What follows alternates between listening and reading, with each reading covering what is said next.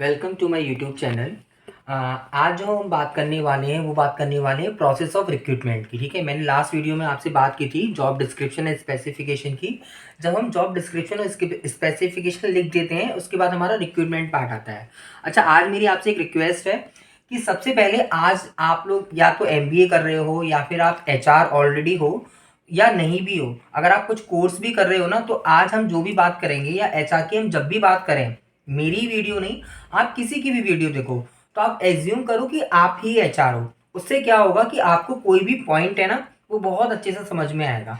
आप अपने आप को जब ऐसा कुछ मान लोगे ना तो आप देखेंगे आप उस पॉइंट को या उस प्रोसेस को आप बहुत अच्छे से डील कर पाएंगे और समझ पाएंगे। ठीक है, तो आज हम बात करते हैं प्रोसेस ऑफ रिक्रूटमेंट की।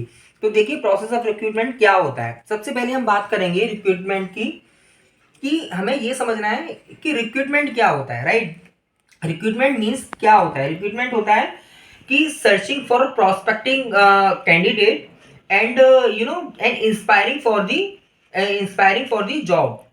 कोई भी रिक्रूटमेंट जब भी निकलता है, रिक्रूटमेंट का जो मतलब होता है वो होता है सीधे सीधे भर्ती। अगर आप हिंदी मीनिंग देखेंगे तो इसका वर्ड होता है भर्ती। ठीक है, रिक्रूटमेंट का मतलब कोई सिलेक्शन नहीं है, आपको कोई जॉब में अप्लाई, सिर्फ अप्लाई करने तक का मतलब रहता है कि भर्ती निकली है। रिक्रूटमेंट का सिर्फ सेंस ये होता है कि कोई भी पोस्ट या कोई भी एडवर्टीजमेंट सिर्फ भर्ती को निकालना। ऐसा कुछ भी नहीं है कि आप इसमें सेलेक्ट हो गए हैं या आपकी कोई जॉब लग गई है या कोई जॉब की हम बात करें, नहीं। रिक्रूटमेंट सिर्फ और सिर्फ डायरेक्टली कनेक्ट करता है हमारा भर्ती से कि हमारी ये जॉब पोस्ट निकली है। फाइन, इसके अलावा कोई और मतलब नहीं है। बट रिक्रूटमेंट जो प्रोसेस है ना, वो इसके 4 या 5 स्टेप होते हैं। ठीक है, इसके जो चारों पांचों स्टेप होते हैं वो बहुत इसेंशियल होते हैं रिक्रूटमेंट के लिए। तो आइए एक निगाह डालते हैं हम रिक्रूटमेंट के प्रोसेस पे। रिक्रूटमेंट का प्रोसेस होता है सबसे पहले रिक्रूटमेंट की प्लानिंग। रिक्रूटमेंट की प्लानिंग क्या होती है, देखिए हम कोई भी चीज़ करने वाले होते हैं सबसे पहले हम क्या करते हैं, प्लानिंग। अगर हमारी प्लानिंग बहुत अच्छी होगी ना तो हमारा एग्जीक्यूशन बहुत अच्छा होगा, हमारा इवेल्युएशन बहुत अच्छा होगा। दैट मीन्स हमारा आउटकम मीन्स रिजल्ट बहुत अच्छा आएगा। फाइन, रिक्रूटमेंट की प्लानिंग हम जो करते हैं वो हमारा डायरेक्टली कनेक्ट होता है ऑर्गेनाइजेशन की गोल से। प्लानिंग रिक्रूटमेंट की जो भी होती है वो डायरेक्टली कनेक्ट करती है हमारी ऑर्गेनाइजेशन की गोल से। उसके उसका क्या टारगेट है, वो क्या अचीव करना चाहता है हमारा ऑर्गेनाइजेशन। ठीक है, तो recruitment planning in the sense कि हमारा कोई भी रिक्रूटमेंट, हमें कोई भी भर्ती निकालनी है तो वो क्यों निकालनी है।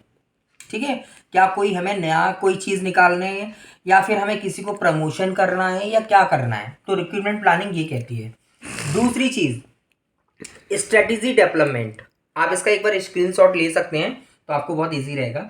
स्ट्रेटेजी डेवलपमेंट कि हमने प्लानिंग तो कर ली, ठीक है, कि हमें मान लीजिए कि प्लानिंग में हमने क्या करा कि भैया हमें 5 लोग चाहिए, कि ऐसा टास्क निकला है जिसमें हमें 5 लोग चाहिए इस जॉब के लिए। ठीक है, कैसे लोग चाहिए, उन पे क्या क्या होना चाहिए, मतलब वो कितने क्वालिफाई हो या वो क्या क्या होने चाहिए। ठीक है, क्योंकि जॉब पोस्ट जो होगी, जिस नेचर का जॉब होगा आपको वैसे ही जो लोग चाहिए ना, कितने चाहिए ये भी आपने प्लानिंग में डिसाइड कर लिया। अब हम स्ट्रेटजीज बनाएंगे उसके लिए। ठीक है, कि मुझे कितने बंदे चाहिए, किस टाइप का नेचर होना चाहिए, नेचर इन द सेंस कि उन पे क्या क्या क्वालिफिकेशन होना चाहिए, क्या क्या एक्सपीरियंस होना चाहिए, ये हम सारी स्ट्रेटेजी बनाएंगे। ठीक है, जॉब पोस्ट की हम स्ट्रेटेजी में ये भी बनाएंगे, जो हम जॉब पोस्टिंग का डाल रहे हैं ना एडवर्टीजमेंट, वो हम कैसे डालें, ऑफलाइन मोड होगा, ऑनलाइन मोड होगा। ठीक है, या फिर हम न्यूज़पेपर में ऐड निकालें, क्योंकि देखो क्या होता है ना, जॉब का नेचर अलग अलग होता है।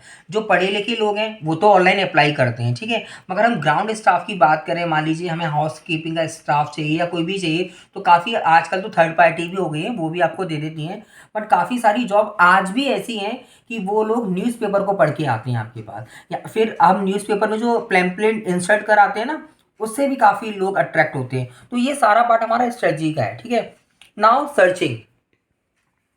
सर्चिंग कहता है कि आपको जो बंदा सर्च करना है, अभी तो हमने क्या करा, प्लानिंग करी, डेवलपमेंट किया उस प्लानिंग का, ठीक है, स्ट्रेटेजीज बनाई।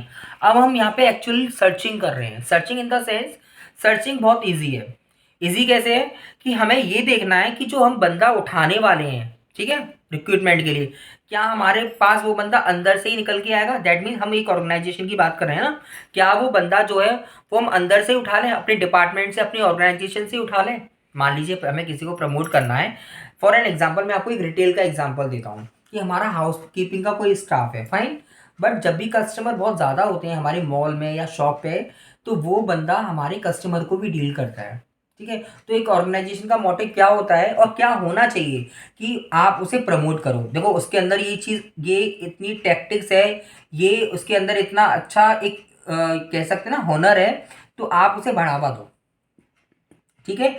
तो उसके लिए हम क्या करते हैं, या तो हम उसी को प्रमोट करें उस जॉब के लिए, है ना। ये मैंने यहाँ पे एक एग्जांपल कोड किया है। या तो हम इंटरनल बंदा उठाएं, ठीक है। अब हमारे पास क्या है कि नहीं, हमारे पास इंटरनल बंदा नहीं है, या मान लीजिए हमें 10 बंदे चाहिए, तो दो तो हमारे पास इंटरनल हैं जिनको हम प्रमोट कर रहे हैं, या वो उस कैपेबिलिटीज के हैं, उनके अंदर वो कैपेबिलिटीज हैं, बट हमारे पास तो भी 8 और चाहिए ना बंदे, वो कहाँ से आएंगे। तो उसके लिए हम क्या करेंगे, external, external in the sense हम बाहर से उठाएंगे।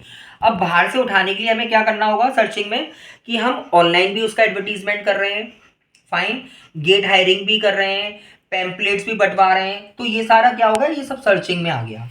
नाउ स्क्रीनिंग, स्क्रीनिंग क्या होता है, स्क्रीनिंग इतना इसेंशियल पार्ट है रिक्रूटमेंट का, जिससे हमारा टाइम और ऑर्गेनाइजेशन की कॉस्ट बहुत इफेक्ट होती है।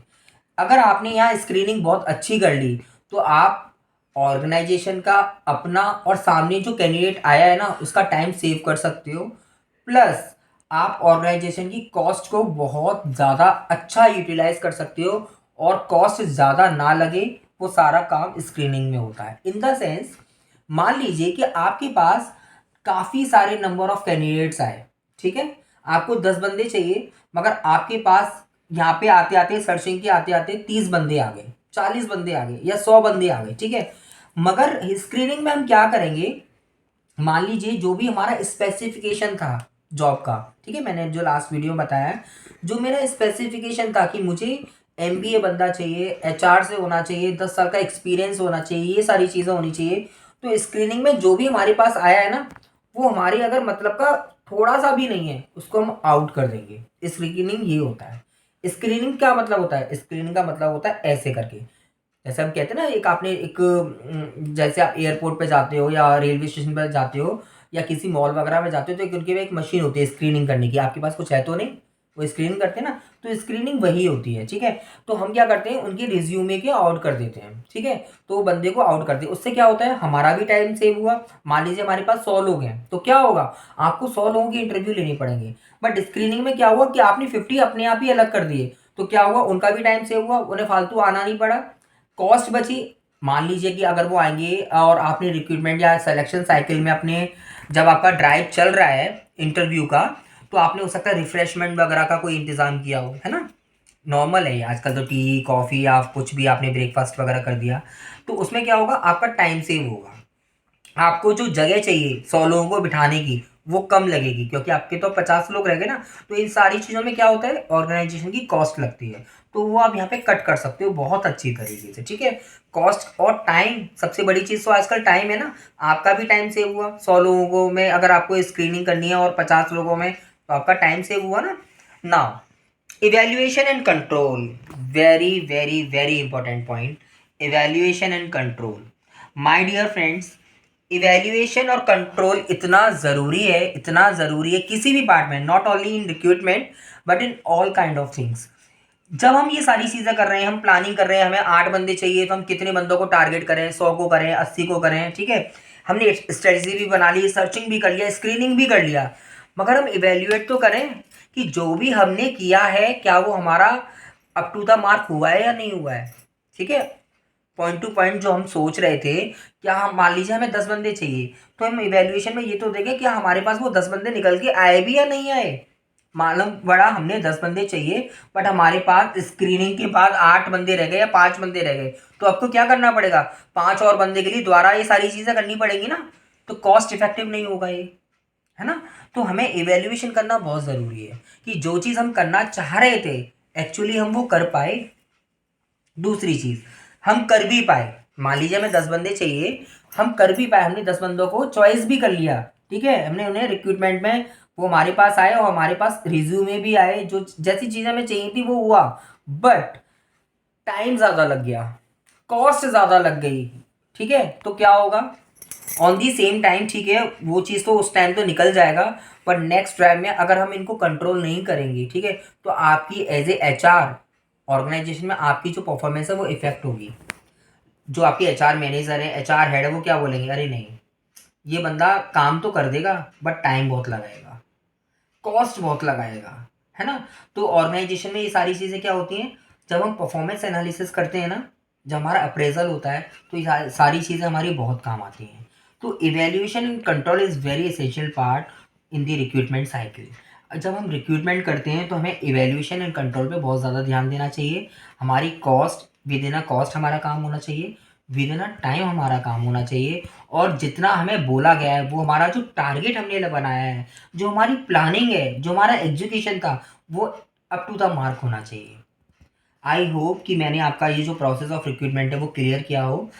प्लीज़ आप मेरी यही सारी वीडियो के लिए मैं ऐसे ही आपके पास छोटे-छोटे HR के जो पॉइंट्स हैं वो लेके आऊँगा और आपको समझाने की पूरी कोशिश करूँगा। अगर आपको मेरी वीडियो अच्छी लगती है तो प्लीज़ मेरी वीडियो को लाइक कीजिए और मेरे चैनल को सब्सक्राइब कीजिए। दूसरा, मैं हर वीडियो में बोलता हूँ, मैं आज भी आपको बोल रहा हूँ, अगर आप जॉब देखना चाह रहे हैं तो आप मुझे अपना CV मुझे कमेंट बॉक्स में भी डाल सकते हैं, और उसके बाद हम अगर आपके लिए आपकी जॉब प्रोफाइल के अकॉर्डिंग कोई जॉब होगा वो भी बताएँगे आपको। Thank you so much.